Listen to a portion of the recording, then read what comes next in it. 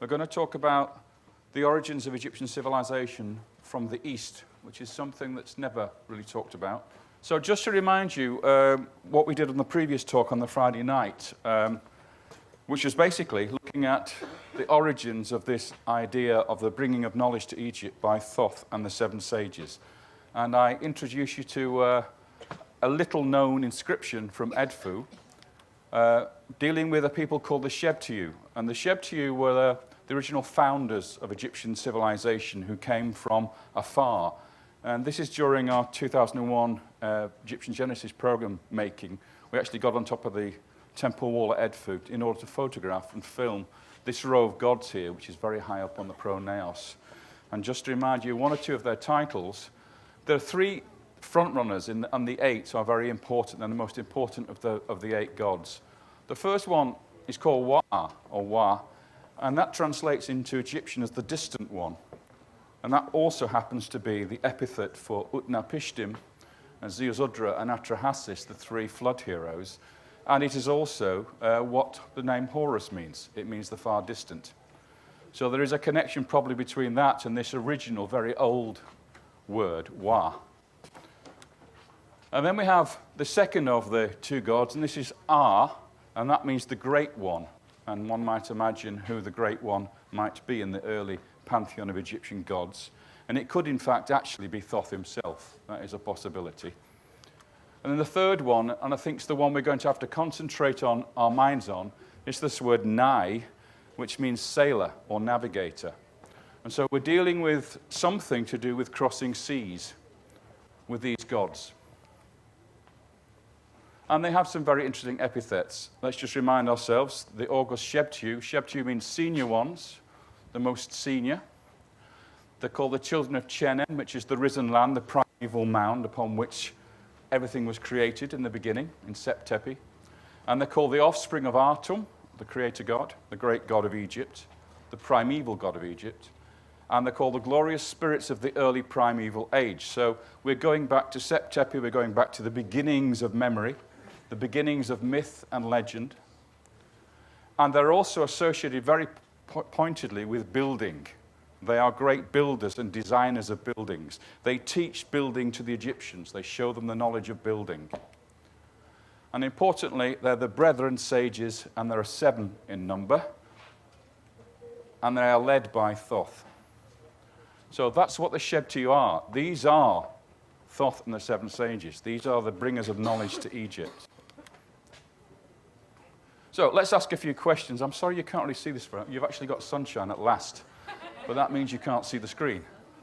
Can you make out Akhenaten here? Yes. And Ramesses II? What's weird about these guys and all the pharaohs is they have heavy beards. But they're not real beards. They're attached to their chins. Why do pharaohs wear beards? Native Egyptians don't grow beards. So why do they attach beards to give them something special and different to the ordinary people of Egypt? Let's ask another question.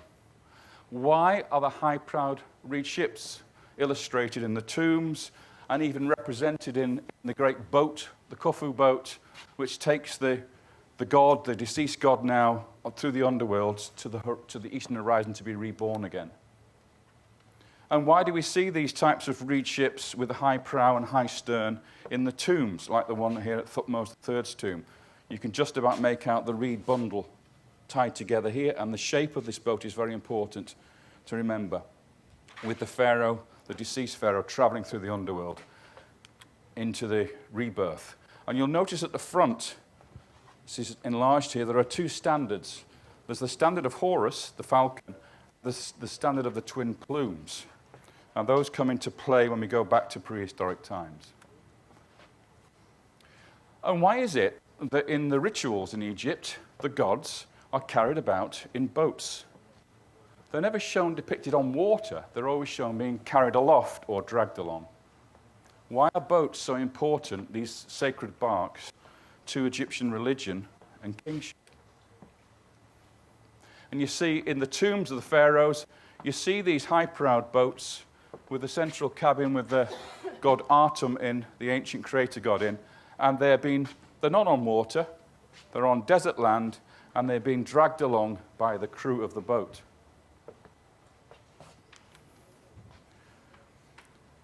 So, what I said in the previous talk is that resurrection and rebirth, in terms of the Egyptian theology, lie in the east. Death is in the west. That's where the body is left behind. Rebirth and resurrection is in the east with the rising sun. So I'm going to take you eastwards from Egypt to show you what's been found between Egypt and the Red Sea, because it's very important material that's hardly known about in Egyptological terms, and probably you don't know about it yourselves. So we're going into the Eastern Desert, where you're going to find some very interesting material to look at. The Eastern Desert itself, it stretches all the way up to the Wadi Hammamat in the north and down towards Aswan in the south. But basically, the area we're going to concentrate on is from the Kenna Bend, where Thebes is located, down to here, the Aswan High Dam, or Aswan at the bottom there. And that section going over to the Red Sea is what we're going to concentrate on. You'll notice, if you can see it, that we're talking about two locations of a prehistoric Egypt. This is the city of Nubt, or Gold Town, which is where Seth was worshipped. So this is the followers of Seth. And down here at Nekhen, near Edfu, which is Horus's temple, is the city of Horus, where the Horus worshippers were located. And that conflict between Horus and Seth is actually an allegory for a battle of conflict between those two groups of people. And what's interesting about those two groups is they're opposite two major transverse wadi routes to the Red Sea, and also to the gold mines, which are located here and here, the gold mines. And so you have routes going through from Nek and Edfu all the way across the Red Sea, and you have routes going from Nubt and Kuft all the way to Qusair in the north. So why are the two major kingdoms of prehistoric Egypt located opposite those two wadis? Because those two wadis are crucial for connections to somewhere else. Now, I got interested in this guy, Arthur Weigall, who was an Egyptologist knocking about in Egypt in the beginning of the 20th century. And in 1907, he decided to get married to an American lady called Hortense, and he took her for honeymoon out into the desert. Great honeymoon, but they went out to look at a temple, which I'm going to show you in a second. His book that he was published about that experience is called Travels in the Upper Egyptian Desert. Although it's a rather flowery book, it's a very interesting book to read for what it contains. And so he went out actually and surveyed and looked at this area. He went to the Temple of Kanais down here, which I'm going to show you a picture of in a minute. And it's this area that we began our research in, but then we extended our survey work up into the Wadi Hammamat region to cover the whole area.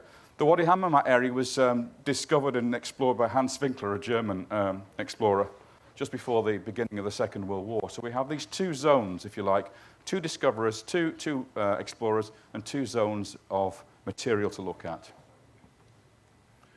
And what we did was, it was probably the sort of 1990s, late 1990s, we began to do survey work out in the desert, taking four-wheel drives there and spending usually about a week at a time, because it's very difficult to sustain yourself beyond a week. You run out of water, the bread you take with you becomes like leather, and your back starts to hurt after 7 days lying on the hard desert sand. So after a week, we usually come back. But we go out there, and we look for whatever we can find in the very rocky terrain, which is the Eastern Desert. You know, it's not very easy to see that, but what you have here is, if I can see it, is the Nile Valley. This is an angle shot, and the Red Sea to that distance over there. The Kenna Bend and Luxor is located here, and Edfu down there. And what happened was Arthur Weigall took his wife by train down to Edfu, and then they got a couple of camels, and then they followed the Wadi route all the way up to this place called Kanais, which is quite a long way into the Eastern Desert here. And at that location, they found a beautiful little Speos temple, which I hope I can show you if this will work. There we go. You can't really see it. Can you see this temple over here? It's a Speos temple. It's a rock-cut temple cut into the rock, and it was built by Seti I to commemorate the digging of a well for his army to go to the gold mines and to bring gold back to the Nile Valley.